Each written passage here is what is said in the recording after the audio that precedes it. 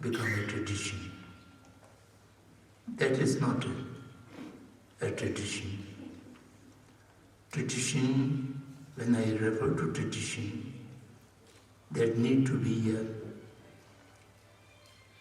three components: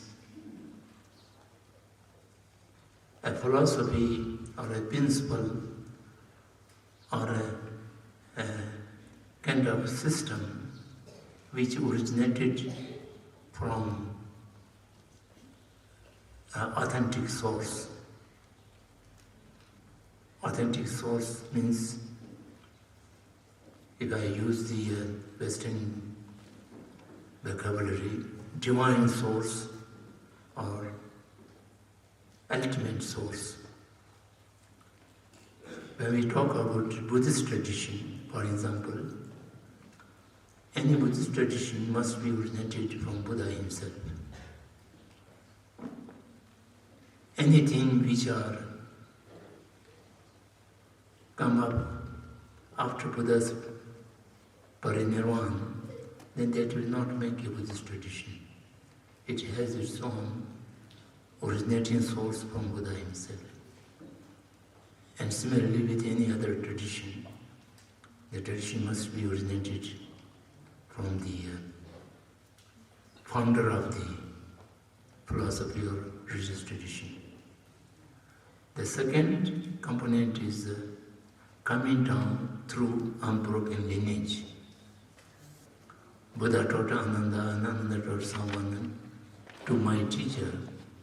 For example, in the Buddhist, our bhikkhu ordination, we have all list from Buddha to my abbot, who have given to their ordination. Similarly, the teaching comes down. The lineage should be available. And thirdly, and more important, is logically verifiable. Buddha has said his disciples must not accept his words because they have devotion or faith into the Buddha. They must examine, as a goldsmith examines the gold. You must examine my words through logic, rationality, and common sense. With thorough examination, you find it's true, only then you should accept. So that is the definition of tradition. Now, in the Western world, the conflict or the confrontations between the tradition and the modernity. The tradition needs a reliable source, logically verifiable, and a lineage unbroken. So all these three is there, then that can be considered as tradition. So I was talking about the traditional people, how the traditional people look to education, and how to modern people are looking to the many Indian purpose of education. So that differentiation we shall have to be understood. In India, as you all know, after the Western education imposed in India, which completely wiped out the traditional education system, thereafter many great efforts have been made that should have to be taken out of, and why they are not succeed. At a national level, they did succeed for many individuals and many localities, but it could not completely transform the education system of India. particularly after the independence of India. Pre-independence India, the efforts such as Arya Samaj movement, which took interest in education and also doing great work. Swami Dayananda and Swami Vivekananda and many other sage and saints contributed to that. And another effort is notable is Sri Aurobindo Ghosh. Sri Aurobindo Ghosh was a great philosopher, and his philosophy apparently, of course, is a non-Buddhist philosophical tradition. But today, in the world, Aurobindo philosophy is studied by very few people. I know only 2 or 3 persons in India who have deeply studied Aurobindo philosophy. And his philosophy is very near to the Buddhist philosophy of Kalchaka. Kalchaka Tantra is a unique philosophy, and that's very near to Aurobindo philosophy. And he has started, with help of Mother, many educational institutions, schools, and he also thought about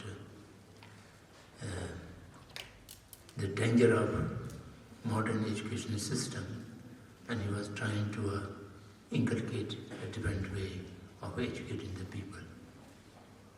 Rabindranath Tagore, in his own way, make a very beautiful system of education, but it remained only within the Shantiniketan campus.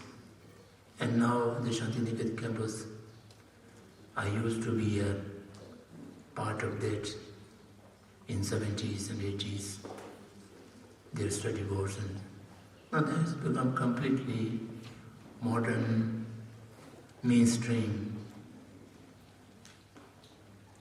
higher education university. There's no difference now so that.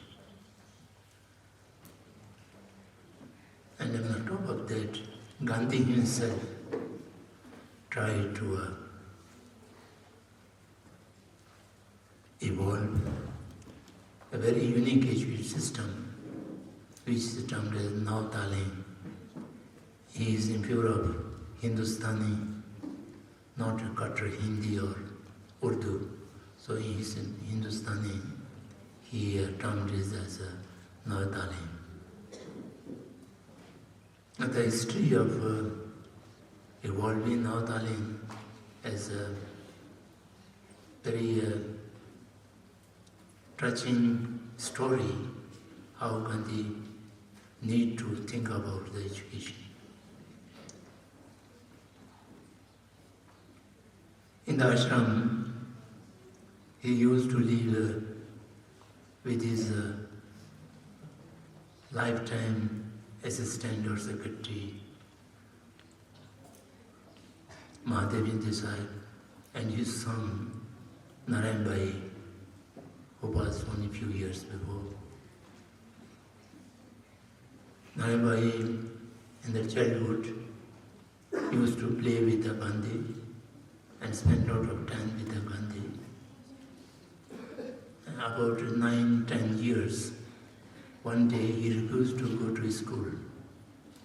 He finds something unacceptable in the behavior of the children, teacher, and particularly the system, the curriculum, and the way of imparting. He refused to go to school. Then his father, Mahadev, tried to persuade to send him to school, and he said no. Then he said, if you don't go to school, you should tell Babuji, otherwise he would be unhappy. So then Narayan Bhai said, you tell him. He said, no, if you are not willing to go to him, you write a letter to him, I will carry it. So Narayan wrote a long letter why he is refusing to go to school. And that letter given to Gandhiji by Mahadevan, and he asked Gandhiji to tell Narayan to go to school. He should advise. So Gandhi read that letter very carefully and thought for some time, and then he took out his pen and wrote on the top of the letter, Shabash, and that sent back to Narayan Bhai Desai. And I heard this story from himself, and he used to make in the letter his life, the Gandhi Katha. Beautifully for 6 days, 7 days, Gandhi's story is being given to the, just like Ram Katha or Krishna Katha. Then a suitable education system. And Gandhi visit Shantiniketan, and Rabindranath Tagore and Gandhi has a very intimate relationship, and they used to discuss many things. And then Gandhi told him that he wanted to develop a basic education system is suitable for Indian people. Then there was Aranayakam, a Sri Lankan person working with the Shantiniketan as an educationist. And he, of course, from Sri Lanka, Buddhist background. And Aranayakam was given to Gandhi and lived to the ashram. And with Asha Devi and many other people, developed the system of Navadalin in great detail. And a number of schools were also set up at that time with the system of Navadalin. Of course, the modern education is shaped and governed by the economic system. Economic system and education system should not have any link, but in the present day, there is a great link. Therefore, Aranayakam thought that Gandhi's education system must be interlinked with Gandhi's thought of economy. And Schumacher was a great economist, and he studied the Gandhi's thoughts. And then later on he wrote the famous book. Now not famous, nobody reads it. The Small is Beautiful. The Small is Beautiful is Gandhi's way of economy, how it can be developed at national wide. So these two coming together, Small is Beautiful and Navadalin system, now that is almost completely disappeared from India. No one is impetus of the Navadalin system. There are few schools remained, but they are not able to find suitable teachers to run the system of Navadalin. So, to understand the meaning and the purpose of education, we need to have a complete historical picture before us. Pre-1830, what kind of education system prevailed in India. And after 1840, introduction of the English education system, how it had been completely wiped off the traditional systems.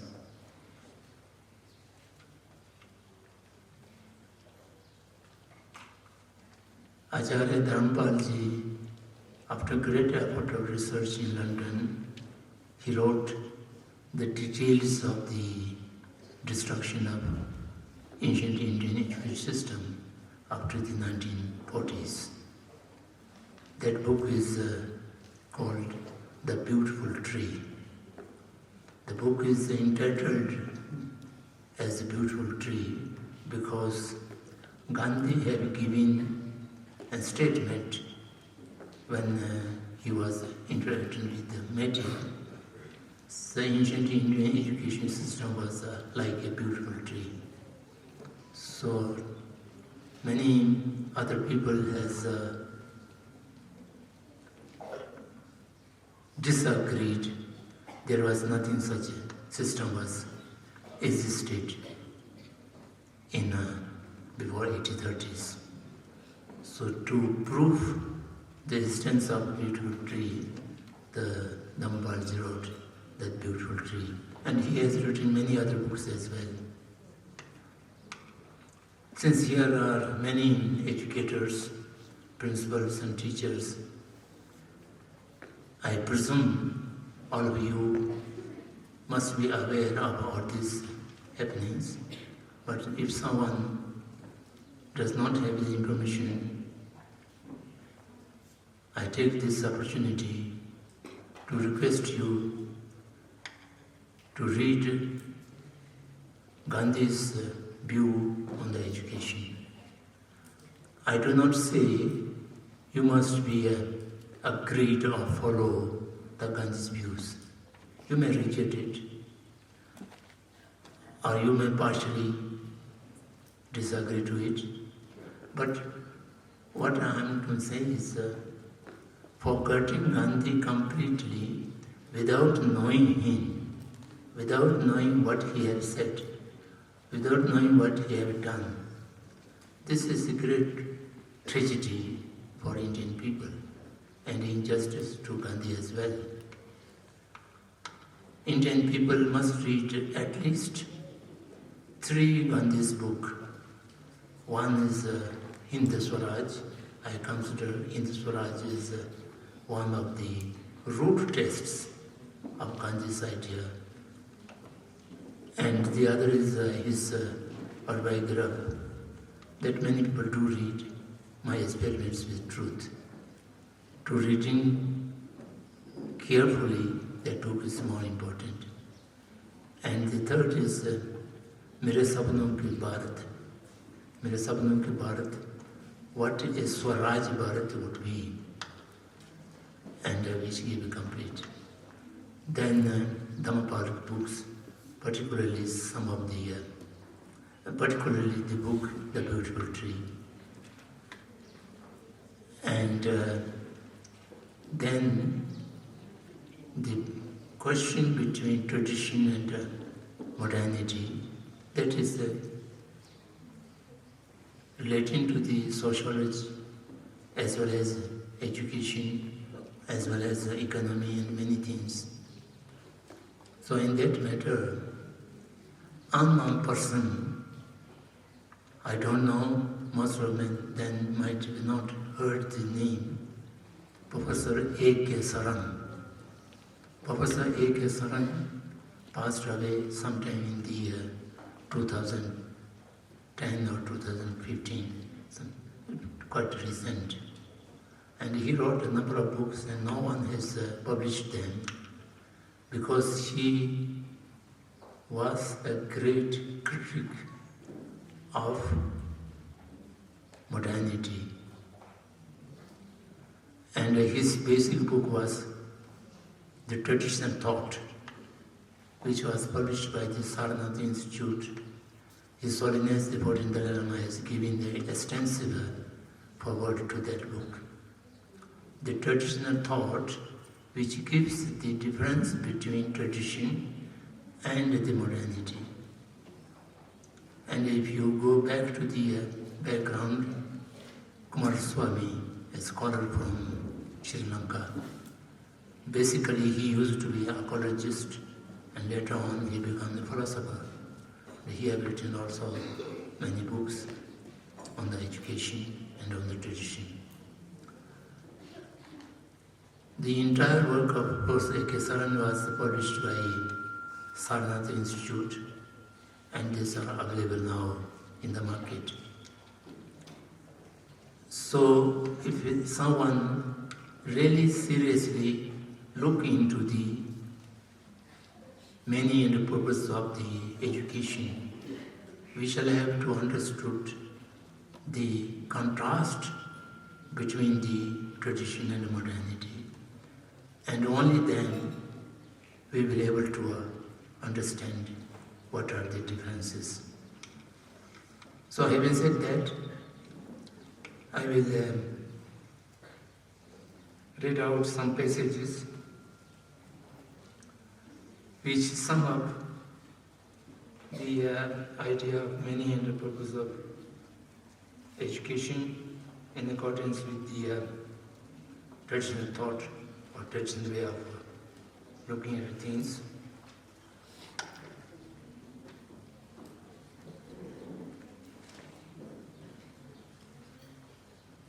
By speaking, it may become more lengthy, and to read it out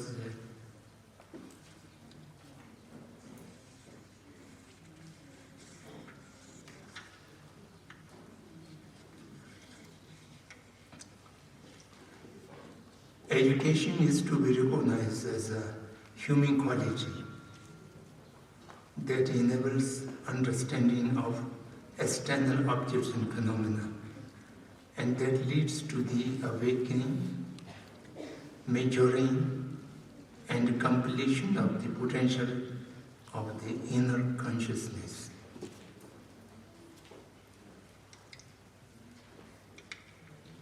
Education is to be recognized as a human quality, not imposed or not conditioning. It is a basic human quality that enables the understanding of external objects and phenomena, because human beings are very closely related with the external objects. Awakening and nurturing the completion of the potential of inner consciousness. Human consciousness has unlimited potential, which we are able to use a very small segment of it. And if we are really awakened through education, our capacity is immense. We can achieve it in the Buddha nature. Education is not to be recognized as merely grasping what is heard from others. Instead, it is to be recognized as realization of what is heard through the power of self-confirmation and actualization of what is realized through persistence, contemplation. It is thus a process of learning through hearing from others, self-investigation, and persistence contemplation. That relates more to the process of education. The modern education stops at the stage of hearing. Either teacher told the student or student reads from book. Information is accumulated or input rather to the mind of student, and that stops there. Students know it or unknow it, but the student shall have to accept whatever is said by the teacher or whatever is written in the textbook. Because in the examination, he or she shall have to reproduce whatever is being told or whatever is written. But the traditional way of educating is the hearing of information is the preliminary stage. And that knowledge is called Shrutimai Gyan in Sanskrit. Shrutimai Gyan means Tujung Vishirap. Just heard it and then they give us information. Then after that, that information shall have to be analyzed through logic, reasoning, examination, inquiry for a long time. After that, the student himself, herself, will get a result or conclusion, finding of the thing. And then that shall have to be a persistent complementation, and then it will get the enlightened or internalization. So then that means the person knows it. Education is to be recognized as a unique inner quality in which the discriminative wisdom and mind-pacifying technique are conjoined into close partnership. Sharp analytical examination and at the same time stabilizing and pacifying the mind, which two different activities can go together in partnership. That is the meaning of education.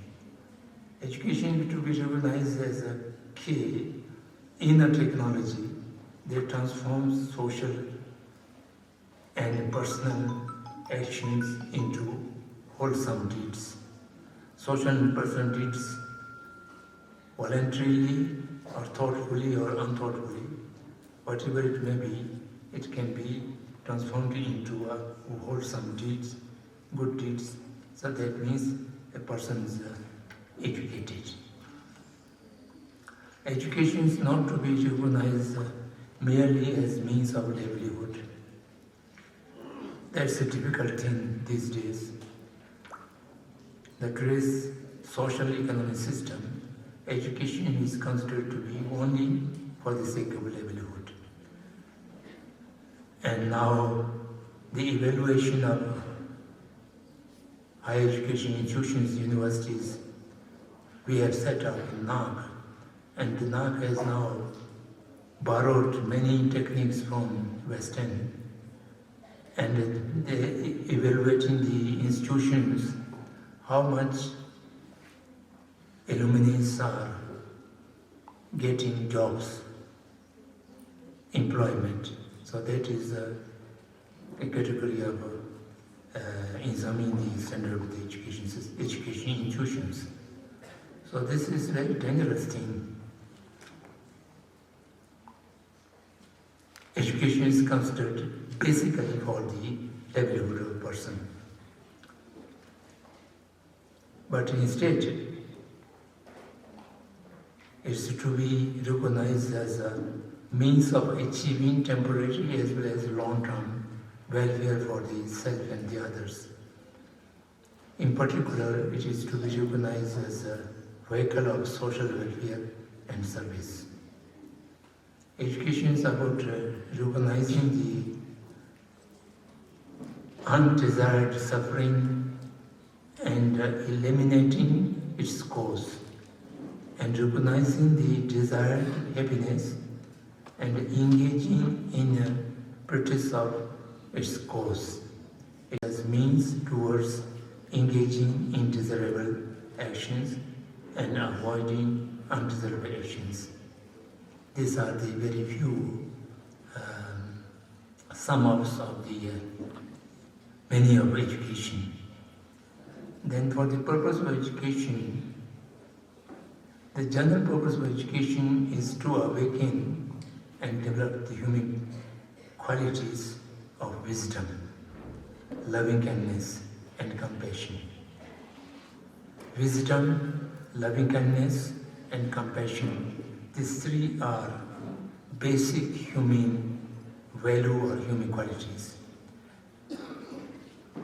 Each human individual has potential of these three great emotions, but they shall have to be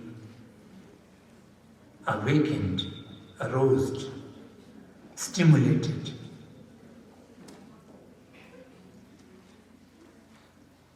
Thereby, the virtues of right view and right conduct, and the art of creativity and innovation. Creativity and innovation, everything must come out of love and compassion. Any creation and innovation which come out of human greed, desire, hate, all these sources, then the art or creativity or innovation has no value, or it automatically goes to the violent side. So any creativity come out of the loving kindness and that want to be non-violent and benefit to everyone. To refine human perceptions and sensitivities, and to initiate independent and valid investigation into a phenomenal and ethical spheres, thus enabling the accomplishment of personal, national, and universal values or goals. To empower people and nation to become self-reliant, that is, without the need to depend on the assistance and support of others, and to generate patriotic and dedicated persons and other resources for achieving the cherished goals of the society and nation. So these are the few basic things, the purpose of education. Purpose of education must not be only to earn a livelihood by an individual. Then, to sum up, to conclude my presentation, I would mention the objective or aims of the education, which is not mentioned here, but it is related.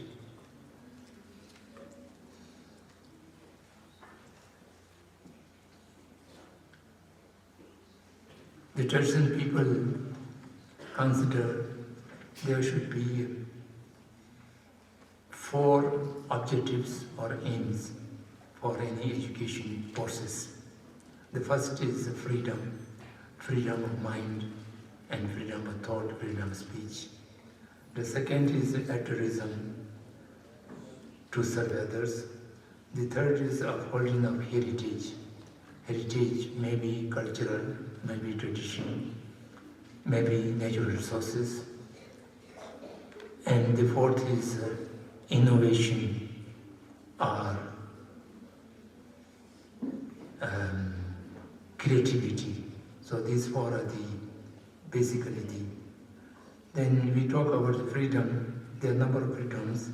Students must be enabled to fully awaken their discriminating faculty of mind and to be able to distinguish right from wrong. This would empower them to be competent to make decisions with freedom of thought and action, to be self-reliant in livelihood, thus to live without depending on or exploiting others, thereby ensuring the freedom of livelihood, freedom of conscience, freedom of livelihood, and by livelihood by right means, right livelihood we call it, to be able to protect the freedom of individual and community by non-violence, thereby ensuring the freedom of security of a nation, of a country. This constitutes the principles of freedom. By embracing other beings are more precious than the self, and the sacrificing the self for the service and welfare of the other person, the noble spirit of altruism is to be generated and established. This constitutes the principle of altruism, to establish this mindset in the strengths. And for the sake of future generation, the environment and natural resources must be conserved for the peaceful substance of this planet, and the people must be empowered to uphold their ancestral cultural heritage or spiritual heritage. This ability to preserve the culture and the environment constitutes the principle of upholding the heritage. And then the last is change or innovation. In relation to the general well-being of the world and the accordance with the needs of time and place, we must be able to introduce new principles, systems, objects, movements, or creativities, and so forth. This constitutes the principle of innovation or bringing change into the ongoing systems. So, by these few things, I think the basic idea of many of education and the purpose of education as envisaged and keeping in mind of the traditional people.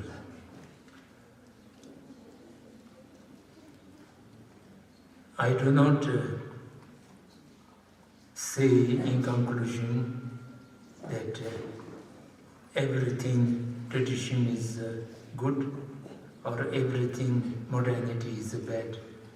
I am not saying blanketly, nor I am recommending everyone there must be a traditional person and there should be preserve any kind of tradition. What I am saying is the human inner intelligence of one's own originality.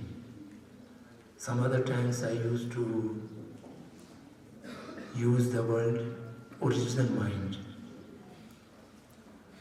Today, the education process is failed to awaken the originality of the human mind, and it's always conditioned, and people, students are made to accept without knowing.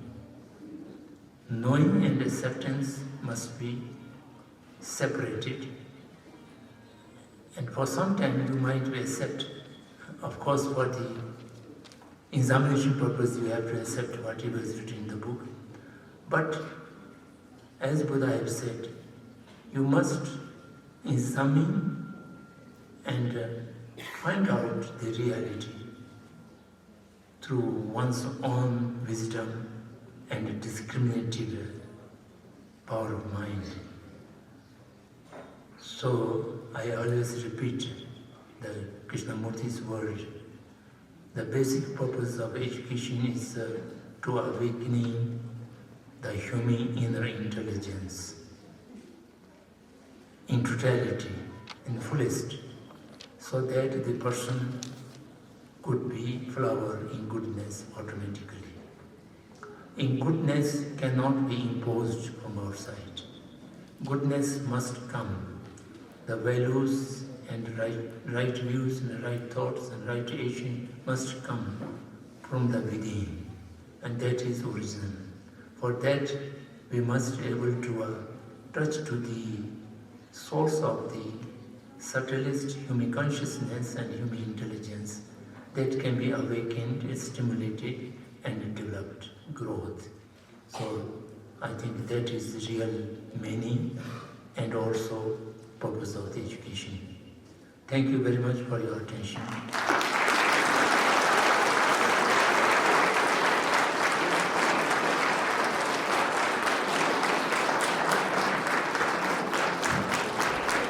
Thank you.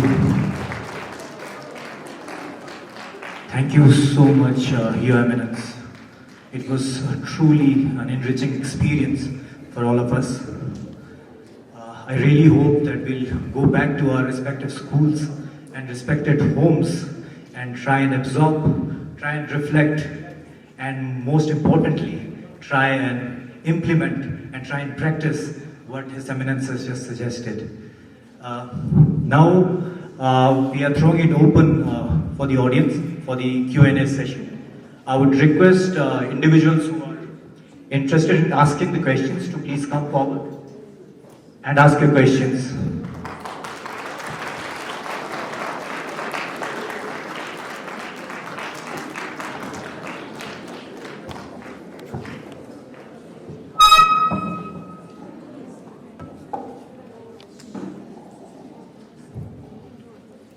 Education is one thing no one can take away from you. Good evening, Your Eminence, and all teachers and students gathered here. Myself, Samdhong from Central Institute of Buddhist Studies. Your Eminence, sorry for if my question is uncomfortable. My question is, actually I have two questions. My first question is, what is the difference between today's education and early education? What is the difference between today's education and early education? And second question is education only for the young? What do people learn when they are older? Is education only for the young? What do people learn when they are older? Thank you.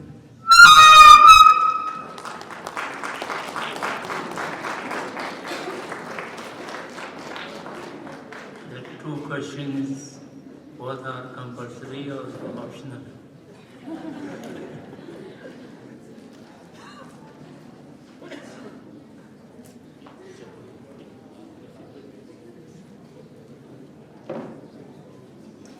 Difference between education of today and you have said earlier, I presume that is the ancient Indian education system. That difference was, I was trying to talk about the difference right from the beginning, and my Nandi presentation was mostly all about that difference. You have not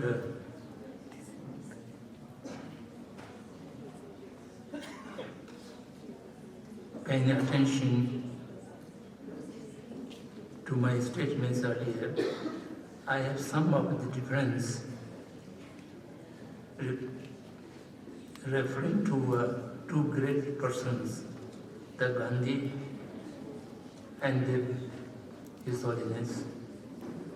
Gandhi have said the ancient education take care of body and mind both, and the modern education or present education takes only care of body, neglecting the mind together. That is symbolically speaking. And His Holiness have said the ancient education take care of brain and heart together. And the present education is only educating the brain, neglecting the heart. The warm-heartedness and compassionate mind is being neglected. So I think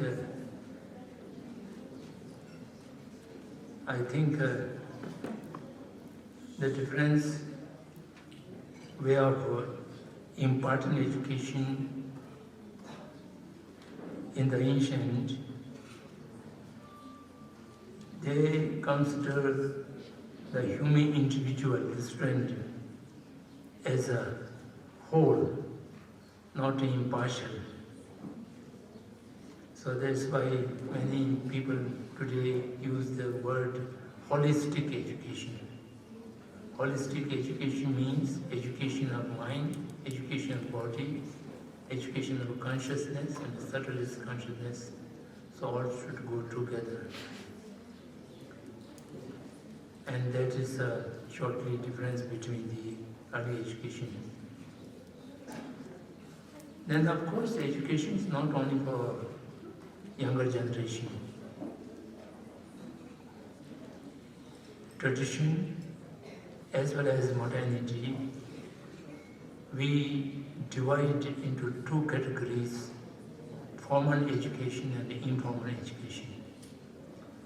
Formal institutionalized education from primary school to a postdoctorate.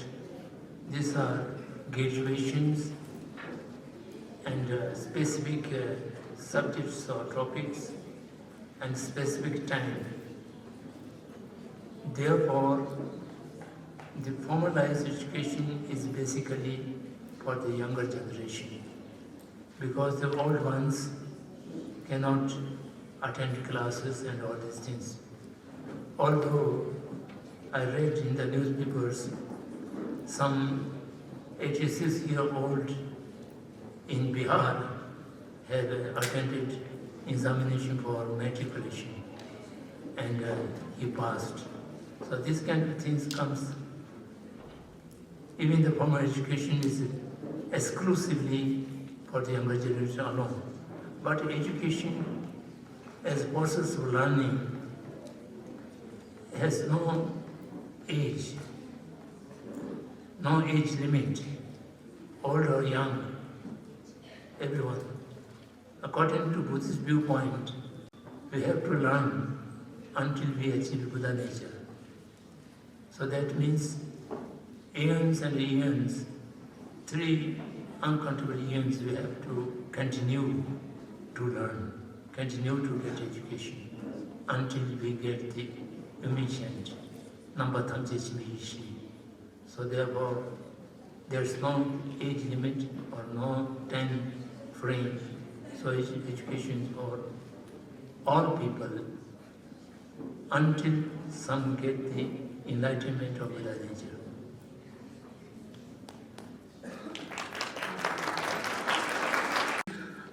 Session with you, and I have just one simple question. As a educator who's working for education, just recently I observed one thing in parents, that there are several young parents who exactly know what their child is to become, how they should behave, how they should conduct themselves, exactly what they want them to become once they grow up.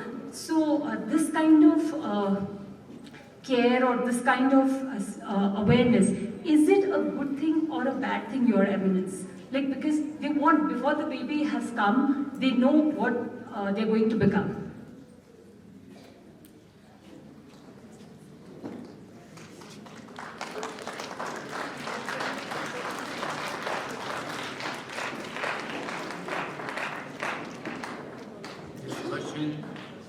This question is a difficult question. It has many different ways of looking at it, and also different viewpoints. I have no answer, specific answer, which I can give you with full confidence, because I know many different ways of looking at it. The one viewpoint which I shared by many great scholars is that the potential of an individual young student is a kind of, it comes with by birth, biologically, or inheritance. Inheritance is not a good word, but a particular potential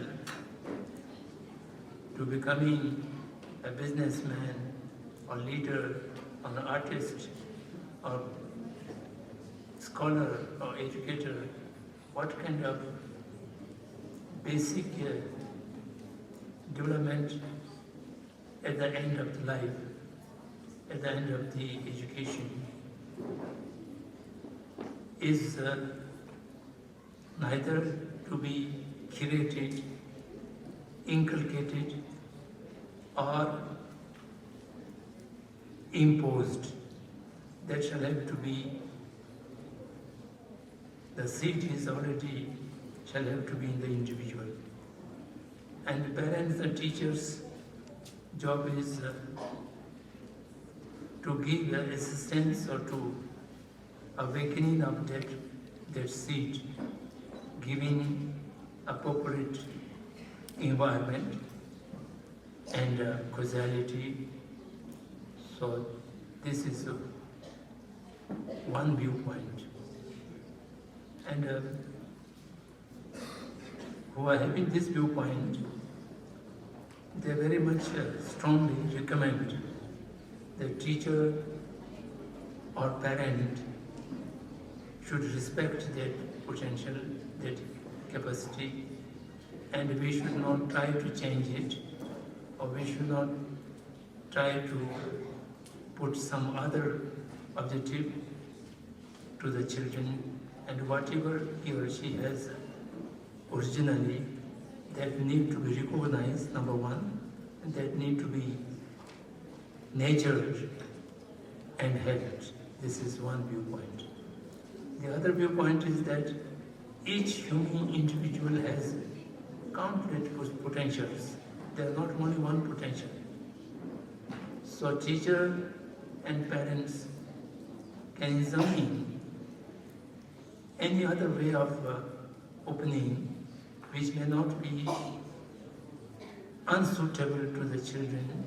Then you can suggest, you can inculcate interest and potential, and the parents and the teachers have the right or have the ability to choose the objective of the children, what he or she will become after educating, and that can be suggested and can be imposed.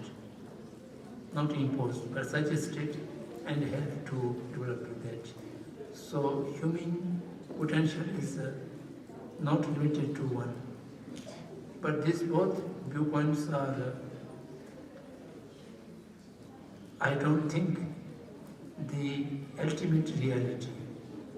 The ultimate reality is, if we look from the Buddhist viewpoint, the predetermination of the individual receiving the education, the potential or the possibilities are come with that strength through karmic force.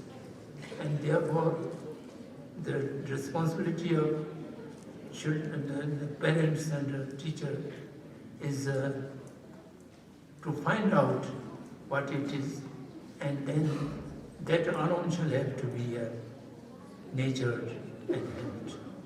So that I think I leave the wisdom of the teachers. They should think what is more appropriate view.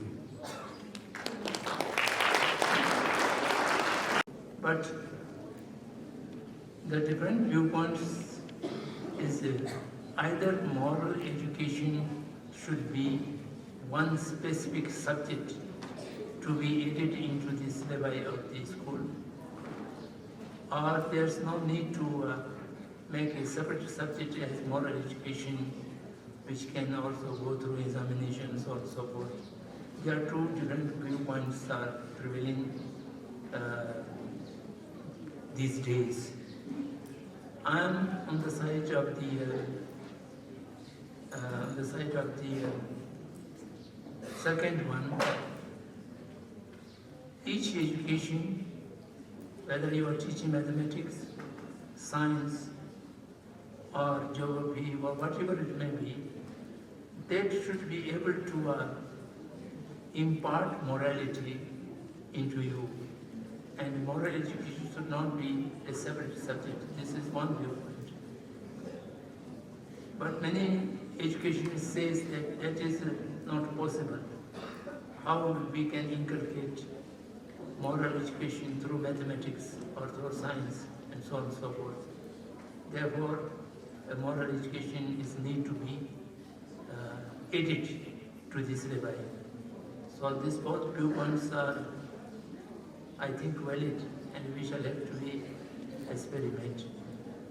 Whatever is the matter, the UNESCO has recommended about moral education to be added in the education system due to they found that the whole education system prevailing in the world is unable to impart morality into the human mind. That is recognized.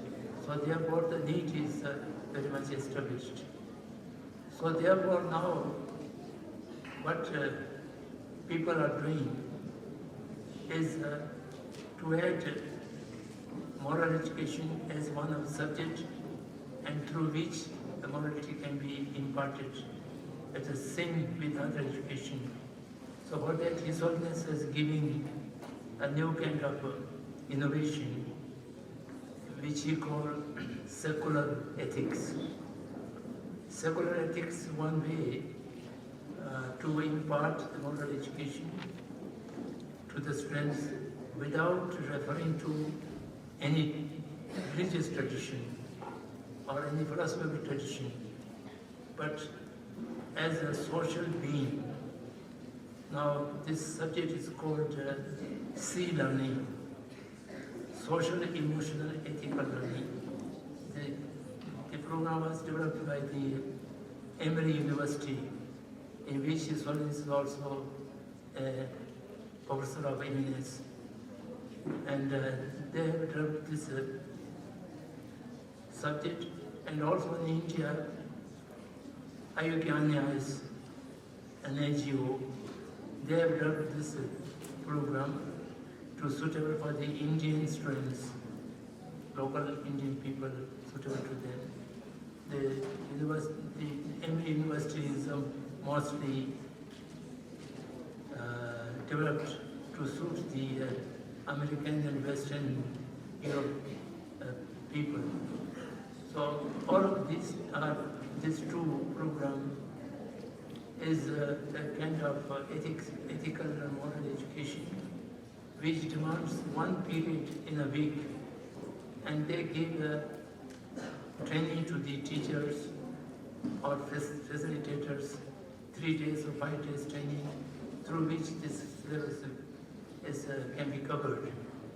And in our experience, by this experiment, there are visible improvement in the child's behavior, and not only child's behavior, even the teacher's behavior has much improved, which I have heard the reports. So, to answer to your question, moral education is necessary unless you are perfect in the morality.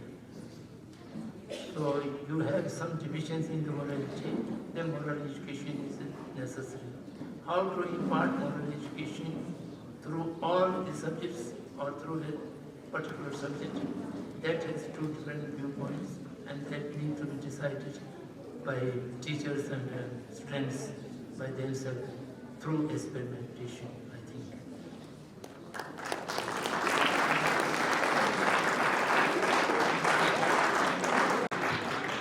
Just to like your names, my name is Siring Tundu. Actually, I am teacher by profession. Your Eminence, I'm interested in knowing your thoughts on traditional education system, and specifically, I'm curious to know what aspect of the traditional education system do you think is more beneficial and could be incorporated in the modern education system? Your Eminence, could you please share your thoughts on this topic? Traditional education. Yes. And what aspect of the traditional education system do you think is beneficial and could be incorporated in the modern education system?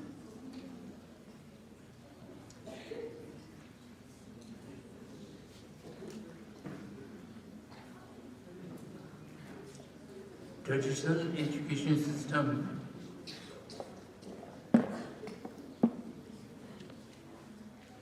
is important and effective that I have mentioned before my presentation.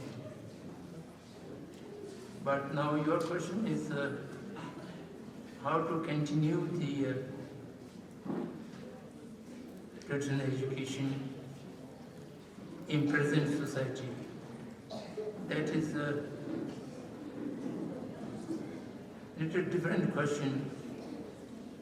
The question is not relating to the system of education, but it is more or less in the organizational matters. So that we shall have to think over differently. In India, the traditional education system was, we may call it a teacher-centered system. One teacher is a world qualified teacher, and then he or she settled down in a ashram or in place, and the students coming to that teacher, and then the Gurukul system or ashram system, teacher-taught relationship. The teacher is not teaching for a salary. The students are not studying for a job. They are for the purpose of wisdom and knowledge. Teacher is for the purpose of separating, promoting the knowledge and the vidya. And that kind of issue system is being run by the individuals and by the monasteries, and then Buddhist system is mostly prevailed in the monastic institutions. So this kind of institutionalized traditional education system to revive is more difficult. When then it is difficult or it is impossible, then what is use of talking about traditional system? So we shall have to think about how to include the traditional way of education into the modern education framework. Because to complete change, the framework of the framework includes the institutionalization of the work to be replaced by some traditional one is almost possible, almost impossible.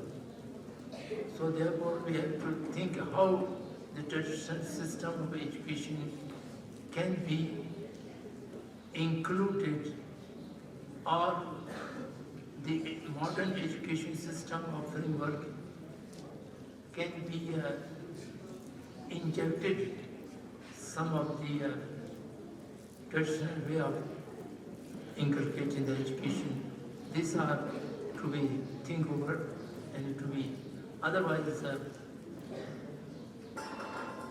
we cannot say that we are going to preserve the traditional education alone then in that way it may be become a monastic institutions or some kind of Gurukul institutions which may not be survive or even help the present society. I remember one thing, when the Sarnath Institute was established, then Jawaharlal Nehru, Prime Minister and his organizers discussed, and they have set 4 basic objectives for the Sarnath Institute. And one of the objectives was to experiment to transform the traditional monastic system of education into the modern university framework. So keeping that in view, the Samdhong Institute did that experiment and we have succeeded. Now the traditional monastic way of education is perfectly fitting into the modern university structure framework. And this kind of institutions can be created, and it is possible in the modern society in present day.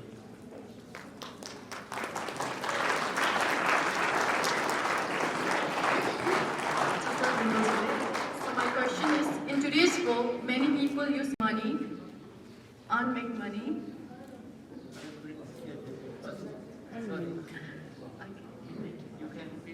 In today's world, many people use education as medium to make money, to earn money.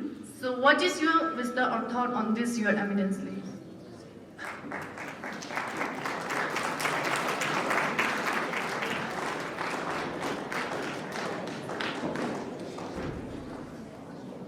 That's why I'm very afraid of money. When I saw the money around, I become very nervous. The wealth is termed in Tibetan language, or Ladakhi language, called Nor. Nana Nor. That means wrong.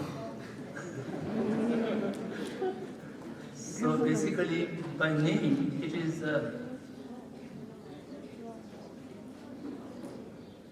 wrong. The basic tragedy in the modernity is everything become a source of money earning. I mentioned before also, it's such tragedy, everything become industry, everything become kind of source to earn money rightly or wrongly. Among them, education, health are most important ones. Then health care is become an industry. The objective of the daughters are not to make the society free from disease. They need disease so that their industry can go on by treatment. And even the medicines are produced in such a way at many times they have to consume for the lifetime tablets. In the ancient time, the Vedas, the daughters, the healers, their first objective is to make the society free from disease. Preventive measures are more important than the curative measures. Then education is also becoming money earning. The teachers imparting education is for the purpose of their salary, and they are not satisfied with the salary. they teach less in the class, more in the tuition, and then put some extra money for the paying of tuition.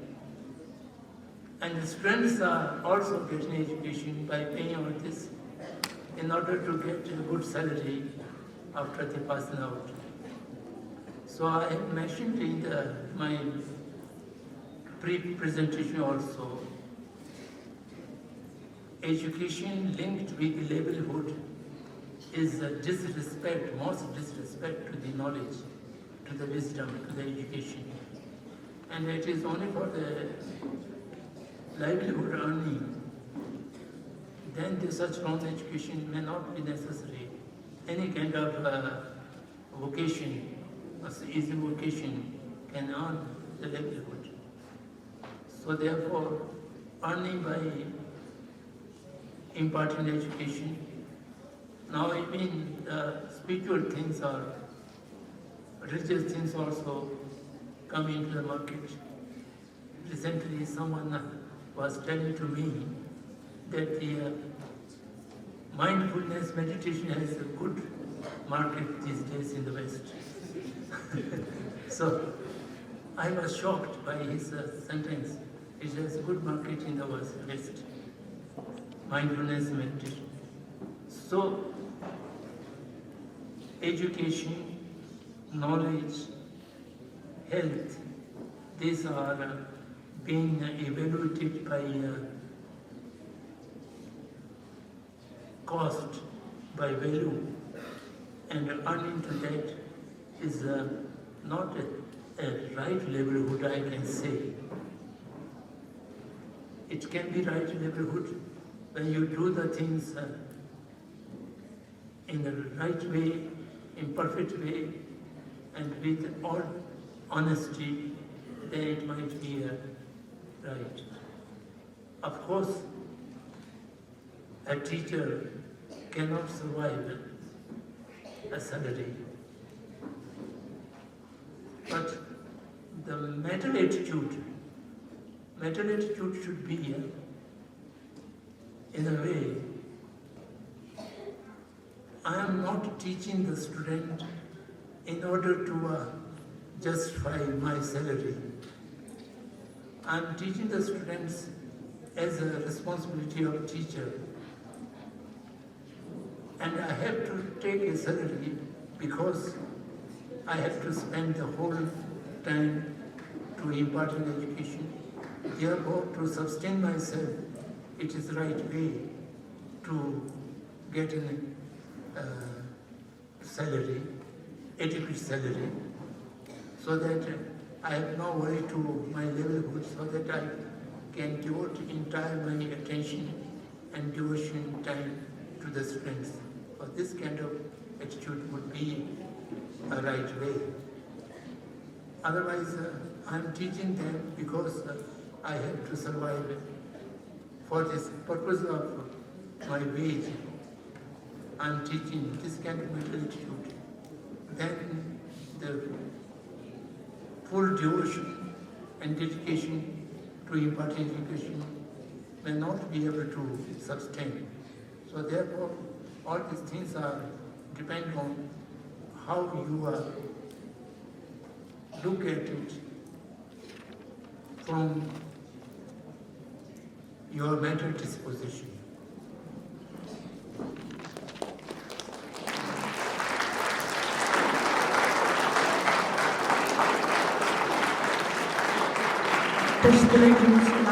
My high school studying in class 10. My name is Tanzan Zula from Jamyang High School studying in class 10. My question is that, what advice do you have for students who are struggling from negative emotions and finding their inner peace? Thank you.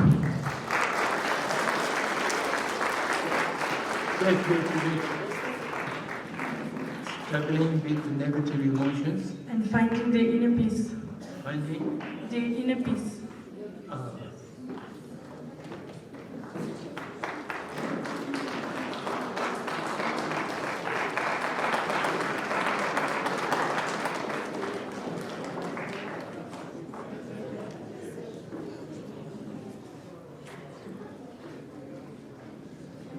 to solve this problem, the students can look into the teachings of sea learning or universal ethic education. Universal ethic education is from the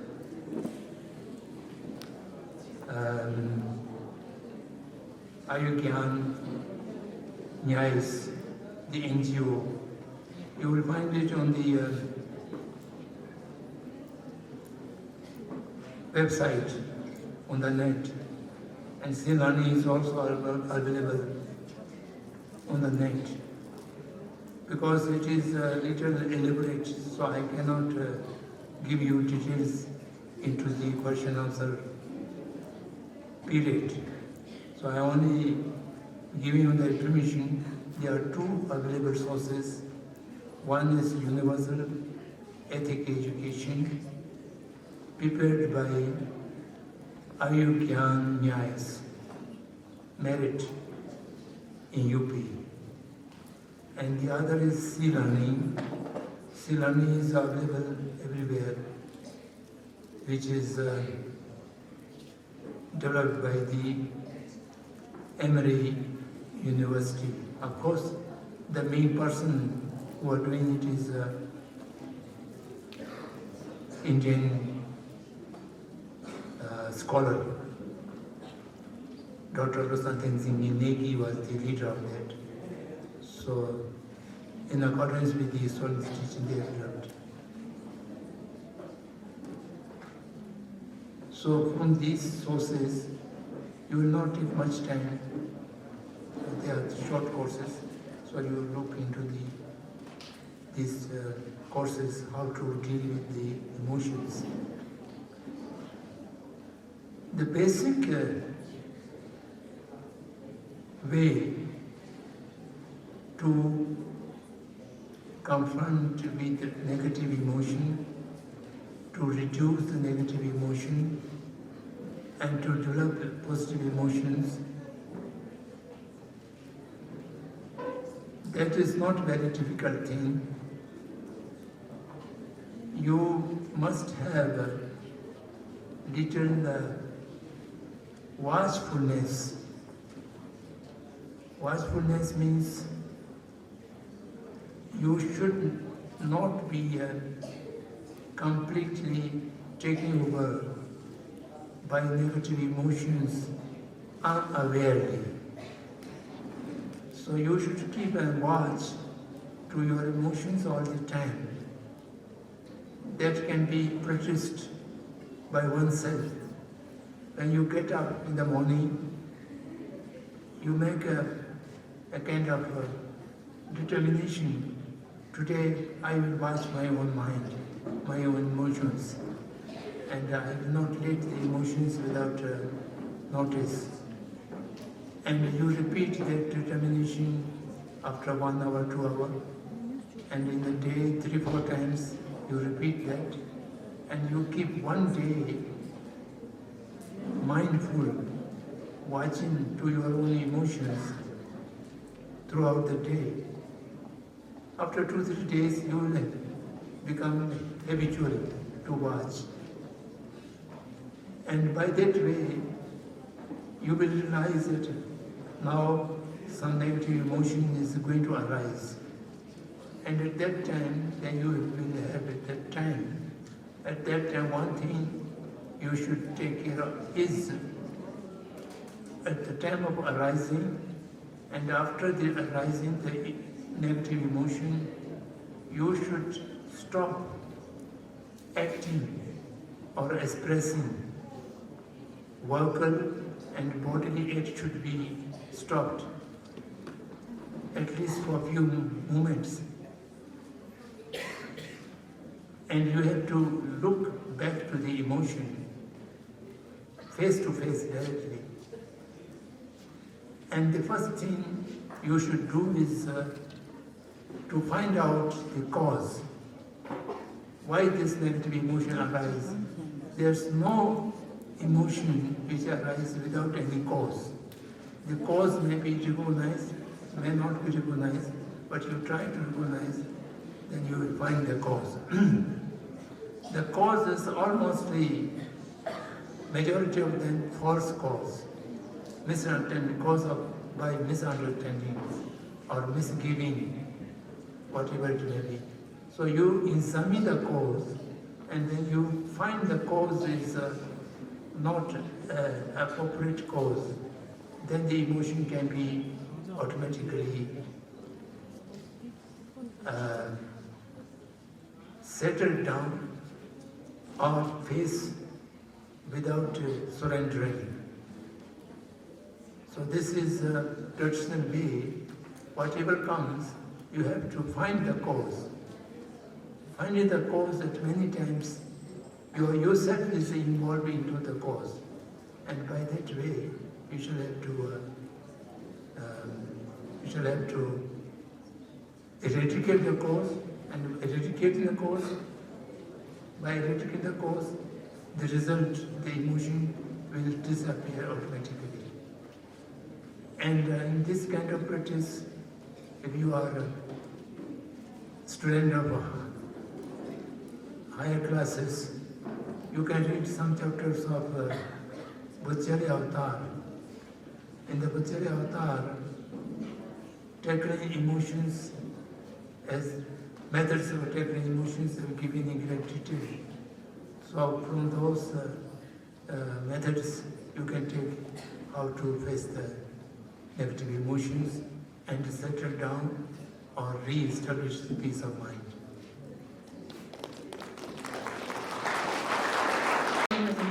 My name is Samdhong and I'm from GN National Public School. Chakchar Rinpochey, my question is, do you feel that the current way we are educating children fully prepares them for the needs of the 21st century? You can repeat? Chakchar Rinpochey, my question is, do you feel that the current way we are educating children fully prepares them for the needs of the 21st century? The present day educated people are ready to face the 21st century. This is what is correct? The way we are educating children nowadays, do that fully prepares them for the needs of the 21st century?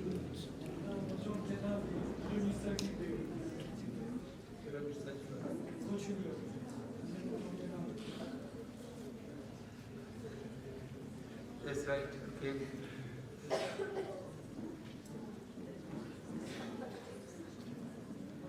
I don't know.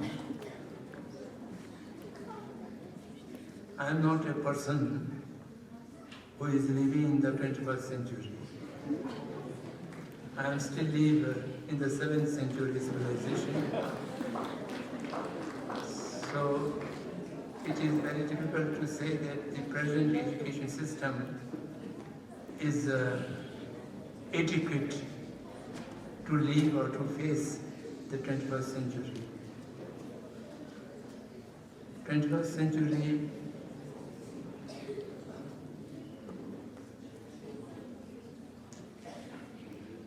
if we very closely look to the situations of 21st century, it appears to me that everyone is under the influence of some kind of intoxication. The inevitable challenges and dangers are looming around, and we know about it, but still we are not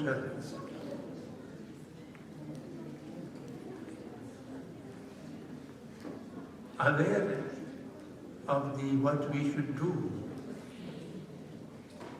Several years before, it might be 2017 or 2016, the United Nations, after long discussion, set up SDGs 16 or 17, Sustainable Development Goal and all the world nations supposed to implement them in order to save the disaster of the planet Earth. And in spite of that decision, that awareness, not a single nation is serious about that. And for example, someone knows that this house is to be collapsed tomorrow or day after tomorrow, and that is inevitable, it will come.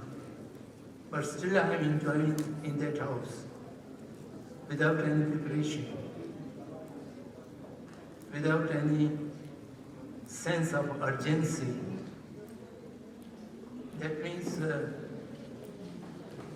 we are completely under some kind of influence of intoxication, and we are not able to see the challenges and dangers.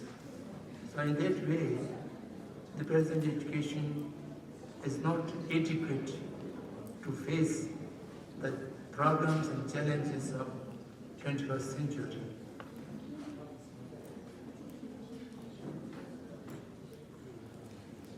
In other words, His Holiness the Dalai Lama sometimes say a monk should be 21st century monk, a religious practitioner should be 21st religious practitioner. In that way, his intention and his many of these words are quite different.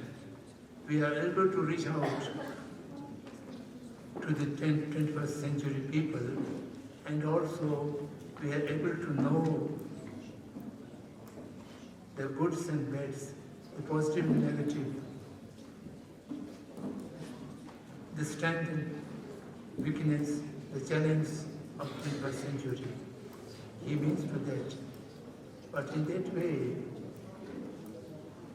I personally do not think the present education system is adequate to give us a kind of consciousness, awareness of the dangers and challenges of 21st century. We are really running short of time, so we'll take one last question and then we'll wrap up.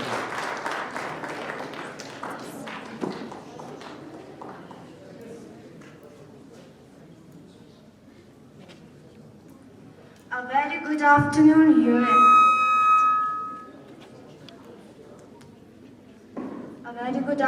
Your Eminence. I am Zara Batul from Sindh Public School. So my question is that, what is your opinion about online education? What is your opinion about online education? Your idea about online education, Your Eminence. I have no opinion. Online education is one of the advantages of the 21st century.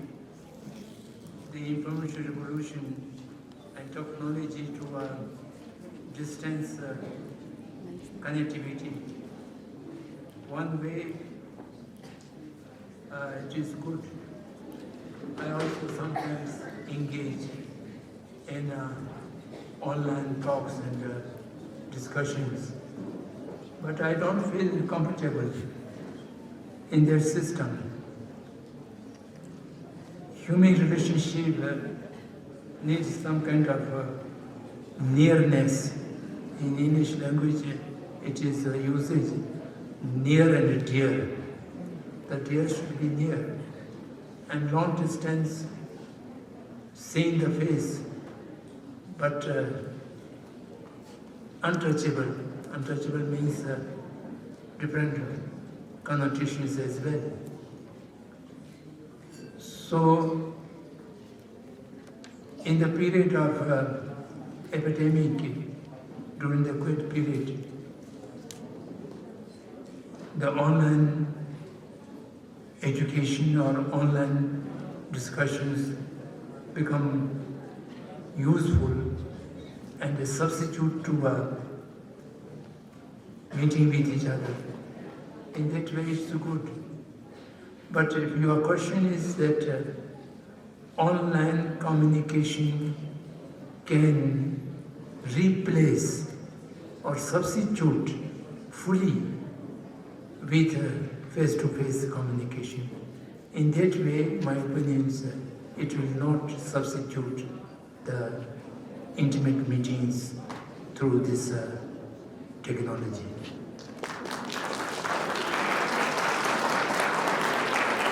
Thank you so much, Your Eminence. So before we wrap up, I would request President Ladakh Buddhist Association Lay Branch and Senior Education Committee Member Ka Sonam Dorjele for the closing remarks. Kale.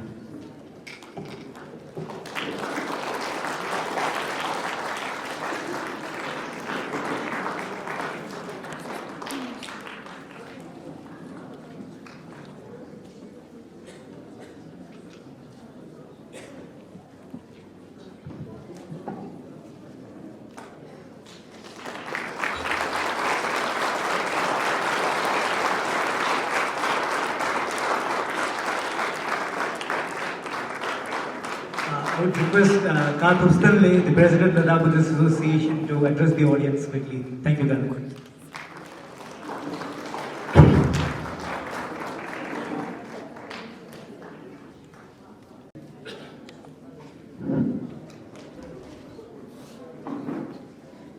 His Eminence, Professor Samdhong Rinpoche,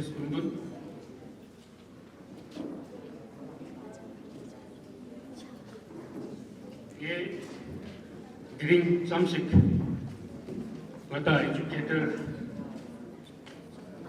Gergan, Loktuk, New Millennium, E. Holbena, Mata Juxtiot, Mas of the Sotantan Sorak. Kizuk Mata Haswang Skizbuchan, Mata to during Pika Juxte. Kung asum zabon kata ika lenche se kata skafto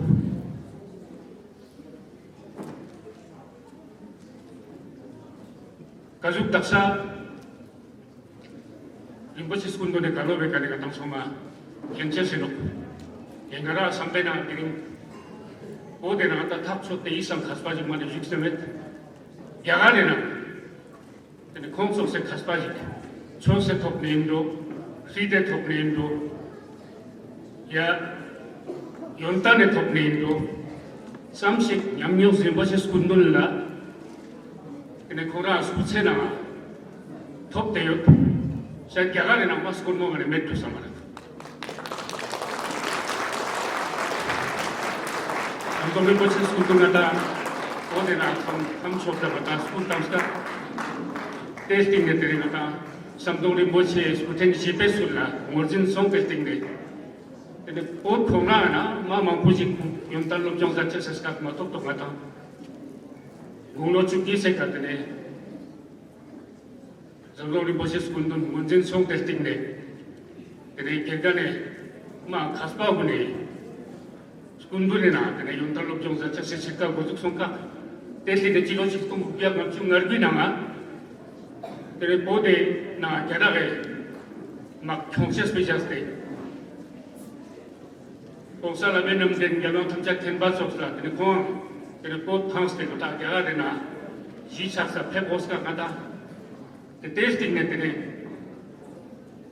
gyarage 돌제단나 근데 공 공사라 맨남된 속사 근데 공 롭종 아치아 예스스 나타 지가 나타 남세스 스카프톡톡 Testing the Congo Chaklas was Mata Shat the man success with Gata during is a 60 some ship Congo Kalobna and Gata, some ship Congo session Congo Tonskumna, Tesamayon, the Dinata Kenteno. Ma Shat that the Gata Congo is Kuchenama. See the Tokendo, Chose Tokendo, Chichi Daxa Supa, Scuses the Namunio, they want a sharp success with. siapa terserah sampai kata. Ye diri nampak sokdu se sok ne. Kita nak ni diri kata nampak sokdu se nak kata. Yuntan ne soksu juga kata. Ngaji semua pun nangsin. Samdhong Rinpoche kundun kata iru phes de kata ika. Kalau kawan salce se kata. Pea nin tak panik kata. Tu je. Mama bila dia juga itu yang kata salce se mula lagi pun. Usai rinse se mula lagi pun. Yang sama ada tu je saja.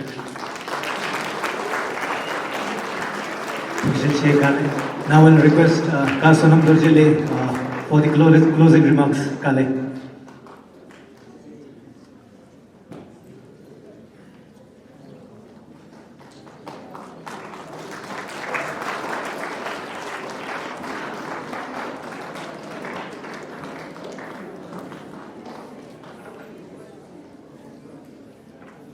His Eminent Samdhong Rinpoche, Venerable Geshe-la and Venerable Monks,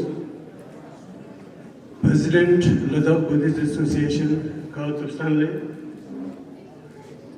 principals and teachers from various schools of Leh District, and dear students.